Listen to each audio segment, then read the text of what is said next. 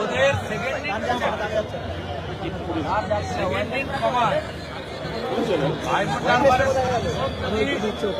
অধিকারীর বক্তব্য শুনে সভা করে, তার ওদের ছোটখাটো ব্লকের নেতা, অ্যাসেম্বলির নেতা, তারা আমার নাম ধরবে সারাক্ষণ যদি মাথার মধ্যে ঘুরে বেড়ায় বিরোধী দল নেতা, বিজেপি,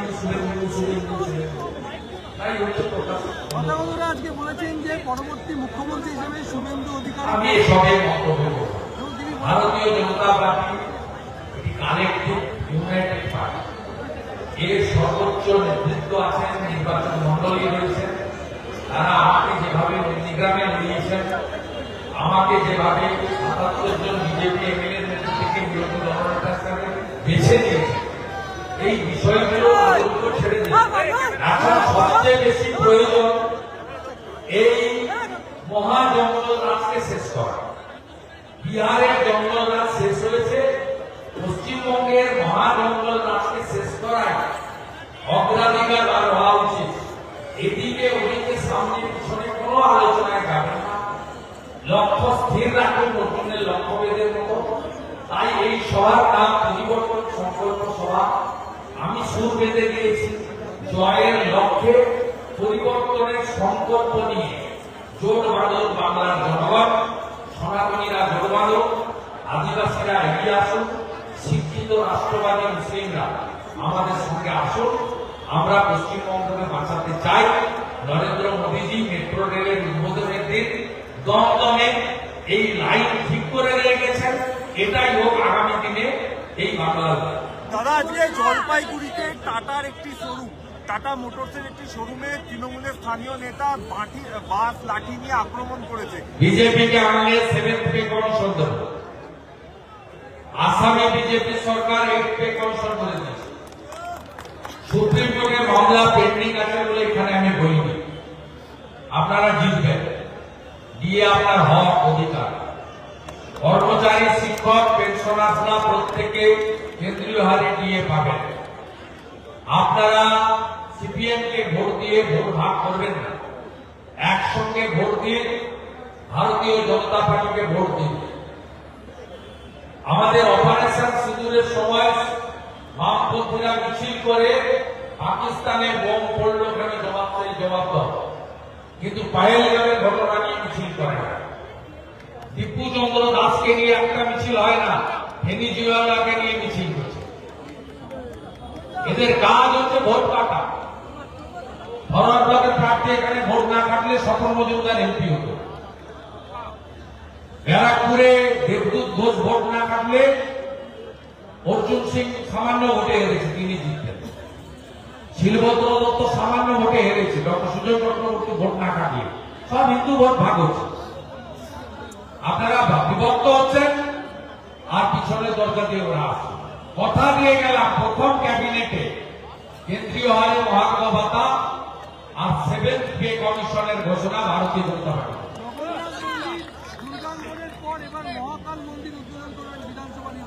কি উদ্বোধন? এই ভাষাটা পরিবর্তন করুন। এবিপি আনন্দ আপনাকে বলি, উদ্বোধন নয়, এটা ভাববাবাজি। দুর্গাঙ্গন আপনি ডিজাইন দেখাতে পারবেন, আপনি আরএফপি দেখাতে পারবেন, আপনি সয়েল টেস্টের রিপোর্ট দেখাতে পারবেন, আপনি টেন্ডারের কপি দেখাতে পারবেন, আপনি ওয়ার্ক অর্ডারের কপি দেখাতে পারবেন। ওয়েস্টিন হোটেলের সামনে হ্যাঙ্গার ভাঙা হলো, দুজন মুসলমান লোক ল্যান্ডলর্ড, তারা বলল আমাদের জমিতে আমরা স্বাস্থ্য ভবনের জন্য দিয়েছি, আমরা মন্দির বানাতে দেবো, আমরা মুসলিম। রাতারাতি সরিয়ে নিয়ে গেল নিউ টাউনের সেন্ট্রাল বাস স্ট্যান্ডের গায়ে। সেখানে কোন প্রিপারেশন নেই, কোন ওয়ার্ক অর্ডার নেই। আপনি বলছেন উদ্বোধন, মহাকাল মন্দির কোথায় উদ্বোধন? সয়েল টেস্ট কি হয়? ডিজাইন নেই। আজকে যে এই যে টিভিতে দেখাচ্ছেন মুড়িগঙ্গাতে এই যে শিলান্যাসরা উদ্বোধন যা কিছু বলে যাচ্ছে, আপনি এনওসি নিয়েছেন জাতীয় জলপথ থেকে? জমি অধিগ্রহণ করেছেন? টেন্ডার ফ্রড করেছেন, ওয়ার্ক অর্ডার করেছেন। নরেন্দ্র মোদীজি এসে মেট্রো ফিতা কাটেন, আর পরের দিন থেকে যাত্রীরা মেট্রোতে চড়তে শুরু করে, আর উনি ঢপ মারেন। ভোট আসতে এরকম ঢপ অনেক মেরেছিলেন। 21 সালে বলেছিলেন ভালো পায়ে ব্যান্ডেজ লাগিয়ে ঘুরেছিলেন হুইল চেয়ারে, আর বলেছিলেন ডবল ডবল চাকরি দেবো। ডবল ডবল চাকরি কার হয়েছে? আলাপন বন্দ্যোপাধ্যায় হয়েছে, হরিকৃষ্ণ দ্বিবেদীর হয়েছে, মনোজ পন্থের হয়েছে, কোন সাধারণ বেকার যুবক যুবতীর হয়েছে। মহাকুম্ভকে আক্রমণ, মুখ্যমন্ত্রী বলছেন মহাকুম্ভের মতো এটা অবস্থা না হয় তাই জন্য সেতু বানাচ্ছি। মহাকুম্ভের মতো যাতে অবস্থা না হয় তাই জন্য সেতু বানাচ্ছি। মহাকুম্ভকে অপমান ফের আজকে গঙ্গাসাগর থেকে দাঁড়িয়ে মুখ্যমন্ত্রী। আপনাকে পরিষ্কার বলি, আমি ওনার সঙ্গে কাজ করেছি, ওনার পরিবর্তনটাও আমার চোখের সামনে দেখেছি। তাই 6 বছর আগে উনি ওনাকে ত্যাগ করেছেন। কারণটা হলো উনি পরিষ্কার হিন্দু ধর্মের যে হাজার হাজার বছরের সনাতনী প্রথা, পঞ্জিকা শাস্ত্র মেনে আমাদের যে সমস্ত প্রথা রয়েছে সেই প্রথা উনি মানেন। উনি চান হিন্দুদের কর্মসূচিগুলো কালচারাল প্রোগ্রামে পরিণত হোক। সেই জন্য 24,000 মদের দোকান দিয়েছে। আপনি বলুন পিতৃপক্ষে কে যায় শুভ কাজ করতে? কে যায় বলুন আপনি? পিতৃপক্ষে দয়াতে যায় যাদের বাবা মা মারা গেছেন, পিণ্ডদান করে আসেন। ওটা আমাদের কাছে শুভপক্ষ না। আমরা মাতৃপক্ষ থেকে শুভ কাজ করি। যেদিন মাতৃপক্ষ শুরু হবে তার ঠিক আগের দিন অতীন ঘোষ আর সুজিত বসু পুজো উদ্বোধন করতে গেলে প্রত্যেকবারই করে, আমরা সমালোচনা করি, ইচ্ছা করে গেলেন আগের দিন।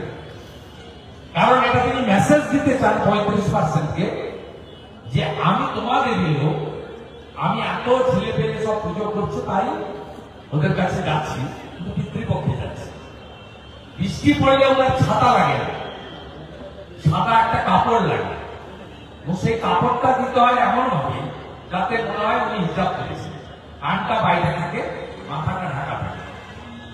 এরপরেও আপনি বলবেন যে এই মুখ্যমন্ত্রী হিন্দুদের স্বাধীনভাবে ধর্ম পালনের যে অধিকার দিয়ে গেছে আমাদের সংবিধান, সে অধিকার আমাদের দিয়েছে।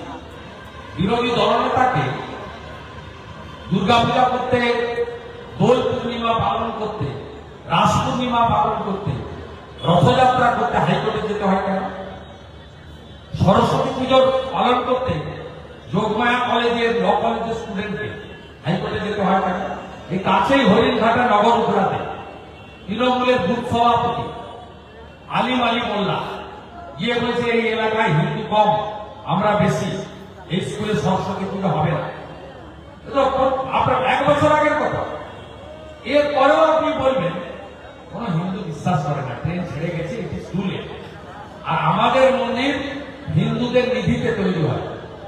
সরসংঘ চালক এসেছিলেন সায়েন্স সিটিতে, খোলা মঞ্চে প্রশ্ন করেছিলেন অনেকে। প্রশ্ন হয়েছিল একটা প্রশ্ন যে সরকারি অর্থে মন্দির নির্মাণ কি সঠিক? তিনি দুটো উদাহরণ দিয়েছিলেন, সোমনাথ মন্দিরে আর অযোধ্যা শ্রীরাম জন্মভূমি টেম্পল। তিনি বলেছিলেন দুটো ক্ষেত্রেই হিন্দুরা নিধি সংগ্রহ করে মন্দির বানিয়েছে। সোমনাথ মন্দিরের ক্ষেত্রে ভারতের রাষ্ট্রপতিকে ডাকা হয়েছিল, আর অযোধ্যার মন্দির উদ্বোধনের ক্ষেত্রে দেশের প্রধানমন্ত্রীকে ডাকা হয়েছে। আমরা প্রত্যেকটি হিন্দু আমরা নিধি দিয়ে আমাদের মন্দির নির্মাণ করি। কোন ধর্মীয় প্রতিষ্ঠান ভারতবর্ষের সংবিধানে সরকারি টাকায় হয় না। সেই জন্য দীঘা ওই যে হালাল পেড়া আর গজা অনেকেই খাইনি, বাধ্য হয়ে নিয়েছে ভয়ে, অনেকেই খাইনি হালাল পেড়া গজা। সেখানে অ্যাকচুয়াল নাম লেখা আছে Shri Shri Jagannath Dham cultural centre, temple লেখা নেই, কালচারাল সেন্টার। আমার কাছে কাগজ আছে। এখানেও ভব মেরে বলছে দুর্গাঙ্গন, দুর্গা মন্দির নয়। সব মানুষ বুঝে, ট্রেন ছেড়ে গেছে। যার জন্য হরগোবিন্দ দাস, চন্দন দাসকে খুন হতে হয়। 47-এর পর প্রথমবার ধুলিয়ানের হিন্দুরা ডিঙ্গি নৌকা করে এক কাপড়ে মালদার বৈষ্ণবনগরে হিন্দু অধ্যুষিত এলাকায় গিয়ে প্রাণ বাঁচিয়েছে। স্বাধীনতার পরে প্রথম হিন্দু পলায়ন হয়েছে মুখ্যমন্ত্রীর আমলে, মমতা বন্দ্যোপাধ্যায়ের আমলে হিন্দুরা এগুলো ভুলে যাননি। যারা বাংলাদেশ থেকে এসেছেন দেশভাগের পর থেকে, তারা এক কাপড়ে এসেছেন, জমি জায়গা সম্পদ সোনা দানা ফেলে রেখে এসেছেন, ধর্ম বাঁচানোর জন্য এসেছেন। সম্প্রতি বাংলাদেশের রতন মজুমদারকে বাধ্য করা হয়েছে চাকরি বাঁচানোর জন্য শেখ শফিউল্লাহ নাম নিতে। অতএব ওনার সব কথাগুলো খাবেন। আপনি কি আদালতে যাচ্ছেন? বিজেপির সাফল্য সেটা দিলীপ ঘোষের জন্য নয়, নরেন্দ্র মোদীর জন্য হয়েছে। আজকে তথাকথায় বলছি আমি এসব কথা বলবো না, এটা আপনাদের কাজ। আপনারা ভারতীয় জনতা পার্টির মধ্যে একে অপরকে লাগিয়ে দিতে চান। ঠিক বলেছেন। এটা এবিপি আনন্দ, নিউজ 18, কলকাতা টিভির কাজ, এটা শুভেন্দু অধিকারীর কাজ নয়। আমরা সবাই এক, হারাবো। মিডিয়ার চক্করে পড়বেন না। লড়াই তৃণমূলের বিরুদ্ধে, যেখানে 50 সেখানে সবাই, নেতা একজন নরেন্দ্র মোদী।